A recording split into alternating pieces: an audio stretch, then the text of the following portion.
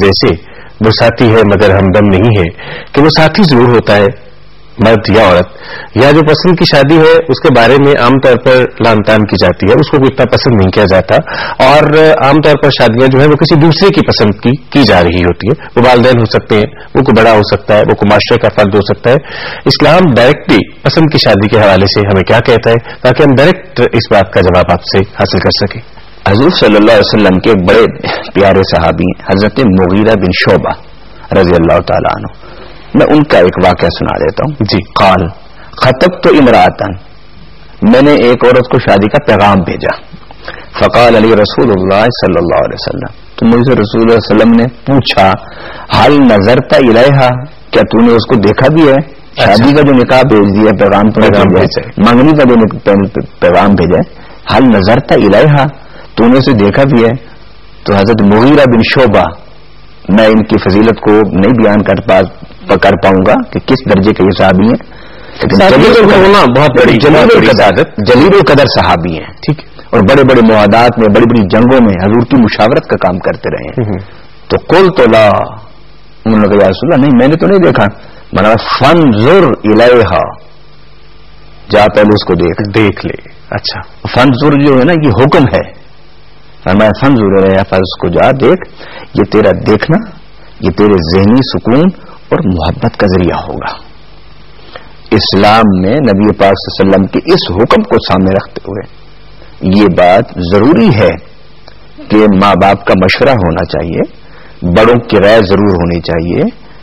خاندان کے بارے میں معلومات ضرور لینی چاہیے، لیکن بالآخر جو فیصلہ ہو وہ جنہوں نے شادی کرنی ہے ان کی پسند پر ہونا چاہیے، کیونکہ اگر ان کی پسند پر شادی نہیں ہوتی تو ایک تو اللہ اور رسول صلی اللہ علیہ وسلم کے حکم کی خلاف ورزی ہے، اور دوسرا آپ آنے والے گھر کو اختلافات کی طرف دھکیل رہے ہیں، اور لڑائی جھگڑے اختلافات کے ماحول میں پیدا ہونے والی ایک نسل، ذہنی طور پر مفلوج نسل آپ پیدا کرنے کا ذریعہ بن رہے ہیں۔ اسلام یہ نہیں چاہتا۔ اس کے ساتھ ایک اور حدیث ہے، نبی پاک صلی اللہ علیہ وسلم نے فرمایا کہ جب تم کسی کو پیغام بھیجو شادی کا، اس کو عربی میں خطبہ کہتے ہیں، خطبہ، جب آپ منگنی کا پیغام بھیجیں، شادی کا پیغام بھیجیں، تو تم ایک شہر میں رہتے ہو، ایک جگہ پر رہتے ہو، تو جس ان استطاعت ان ينظر الى ما يدعوه الى نکاحها فليفعل، فرمایا اگر ممکن ہو، تم قدرت رکھتے ہو، تمہاری استطاعت میں ہے کہ تم اس کو دیکھ سکتے ہو تو ضرور دیکھو۔ اچھا، یہ اس کا مطلب ہے کہ منگنی، جسے ہمارے یہاں پہ منگنی کی ایک رسم ہوتی ہے، تو خطبہ آپ نے لفظ استعمال کیا، ایک تو میں چاہوں گا کہ خطبہ کی تھوڑی سی اور وضاحت کر دیجیے گا، اور دوسرا یہ ہے کہ منگنی سے پہلے یا منگنی کے بعد حکم کیا ہے دیکھنے کا؟ آپ نے بڑی واضح بات کی ہے دیکھنے کے حوالے سے، کسی دوسرے جو بھی پارٹنر بننے جا رہا ہے اس کو دیکھنے کے حوالے سے، اور کیا صرف دیکھنے کی حد تک ہے یا ان سے بات بھی کی جا سکتی ہے؟ اسلام میں ویسے تو کسی عورت کو دیکھنا اس کی ممانعت ہے، اور اگر خطأً بلا ارادہ نظر اٹھ جائے کسی کے چہرے کی طرف، خواہ مرد کی عورت کی طرف یا عورت کی مرد کی طرف، اس میں فساد اور غلطی کی نیت نہ بھی ہو تو دوسری مرتبہ بلا ضرورت نہیں دیکھنا چاہیے۔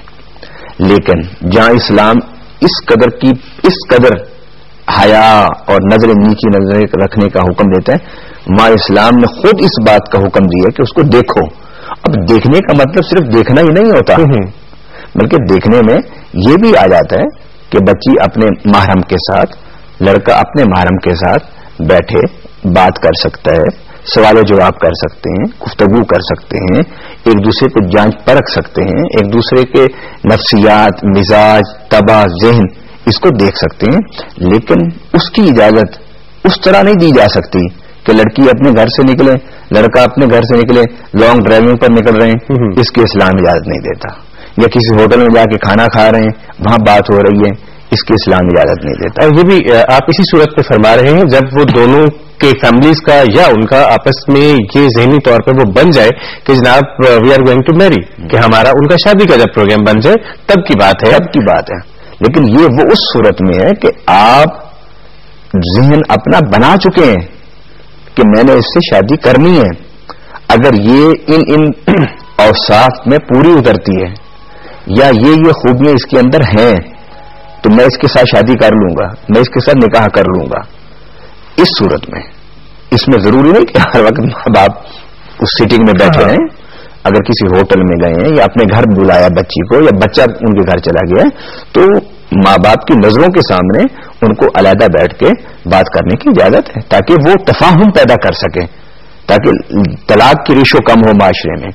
اور پھر اگر اولاد دے تو گھروں میں جھگڑوں کم ہوں تاکہ ذہنی طور پر مفلوج نسل نہ تیار ہو. اچھا علامہ صاحب, بڑی واضح آپ نے بات کی, لیکن میں ساتھ ہی آپ سے یہ پوچھنا چاہوں گا کہ پیغام کا کیا طریقہ کار ہے اسلامی طور پر, کہ جب مرد کی طرف سے کیا پیغام جانا چاہیے یا کیا خاتون کی طرف سے بھی پیغام بھیجا جا سکتا ہے, اور وہ طریقہ کار کیا ہونا چاہیے اسلام کے مطابق؟ دیکھیے کسی بھی طریقے سے آپ پیغام بھیج سکتے ہیں.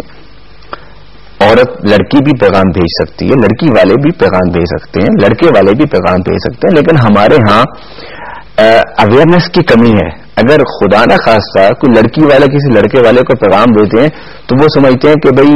یہ لڑکی جو ہے یہ تو خدا نہ خواستہ غلط ہے. اچھا علامہ صاحب سوری, بات یہ ہے کہ چونکہ یہ ایک رواج ہے کہ عام طور پر لڑکے والوں کی طرف سے ہی معاشرتی طور پر ہمارے یہ رسم و رواج کا حصہ ہے کہ جناب لڑکے والے ہی جو ہے وہ پیغام بھیجتے ہیں. اگر خدا نہ خواستہ لڑکی کی طرف سے یا لڑکی کے گھر والوں کی طرف سے پیغام آتا ہے تو اس کو کچھ اتنا اچھا نہیں سمجھا جاتا, یا اس کو کچھ سمجھا جاتا ہے کہ نہیں جناب یہ گڑبڑ ہوگی. تو اس سلسلے میں چاہوں گا کہ آپ کھل کے ہمیں بتائیں اسلام لڑکی کی طرف سے پیغام بھیجا جا سکتا ہے, لڑکی کے گھر والوں کی طرف سے بھیجا جا سکتا ہے. اسلامی نقطہ نظر میں اس میں کوئی رکاوٹ نہیں ہے, لیکن ہماری کچھ ہندی روایات ہیں, ان روایات کا یہ حصہ ہے کہ وہ لڑکا جو ہے لڑکی لڑکے کو پسند کرتی ہے, لڑکا لڑکے کو ساتھ انڈرسٹینڈنگ رکھتا ہے. اس کے باوجود جو ابتدا ہوتی ہے وہ لڑکے والوں کی طرح ہوتی ہے, اور اگر لڑکی والے بھی پیغام بھیج دیں یا لڑکی پیغام بھیج دیں, اسلامی نقطہ نظر میں یہ معیوب نہیں ہے, اس کی اجازت ہے اسلام میں. اسلام تو آزادی کا دین ہے, اس حریت فکر کا دین ہے, حریت عمل کا دین ہے, لیکن اس کی ایک لمیٹیشن ہے. اس کے اندر انسان آزادی کو انجوائے کر سکتا ہے, اور یہ تو بہت ضروری ہے. اس سے میں نے بتایا ہے کہ اگر لڑکا اور لڑکی میں مفاہمت نہیں ہوگی اور لڑکے لڑکی میں آپس میں مطابقت نہیں ہوگی, ذہنی ہم آہنگی نہیں ہوگی, تو وہ آگے جا کے یا تو وہ سلسلہ چل نہیں سکے گا اور خدا نہ خواستہ طلاق ہو سکتی ہے. دو خاندان آپس میں لڑائی جھگڑے کا شکار ہو سکتے ہیں, اور اگر طلاق نہیں ہوتی تو ساری زندگی پھر وہ لڑائی جھگڑا جو بچوں کی ذہن اور ان کی صحت کو متاثر کرتا ہے. اور اس سلسلے میں ایک اور حدیث پاک میں آپ کے سامنے رکھنا چاہتا ہوں. ابو داؤد حدیث کی کتاب ہے, اس میں حضرت جابر رضی اللہ تعالیٰ عنہ اور حضرت عبداللہ ابن عباس رضی اللہ تعالیٰ